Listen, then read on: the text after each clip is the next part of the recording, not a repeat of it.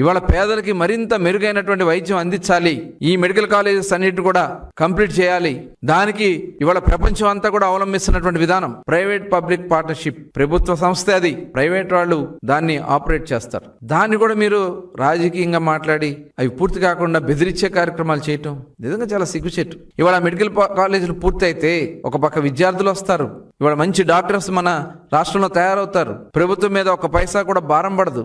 ఇవాళ అవన్నీ కూడా కంప్లీట్ చేసుకుని పేదలకు వైద్యం అందించాలనే ఒక పవిత్ర లక్ష్యానికి తూట్లు పొడుస్తున్నటువంటి ఈ జగన్మోహన్ రెడ్డి లాంటి వ్యక్తుల్ని మనం ఈ రాష్ట్రంలో ఉండడం మన దౌర్భాగ్యం. వాళ్ళ కొమ్ము కాస్తూ ఈ కుహనా మేధావుల్ని సిగ్గు లేకుండా చిత్తుగా ఓడగొట్టిన సిగ్గు లేకుండా మళ్ళీ ఈ రాష్ట్రాన్ని మళ్ళీ తప్పుదారి పట్టించాలని ప్రైవేట్ చేయడం అనేది నిజంగా చాలా బాధ అనిపిస్తా ఉంది. ఇక్కడ management quota, self finance, NRI quota అని ప్రకటించింది జగన్మోహన్ రెడ్డి గారు కదా. మరి ఈ 3 రకాలైనటువంటి అంటే పేదల దగ్గర నుంచి దానికి రేట్లు ఫిక్స్ చేసి అవన్నీ కూడా లబ్ధి పొందాలని ప్రయత్నం చేసి పేదలకి వైద్యాన్ని, విద్యని దూరం చేయడానికి మీరు చేసినటువంటి ప్రయత్నం నిజంగా చాలా సిగ్గుచేటుగా నేను భావిస్తా ఉన్నాం.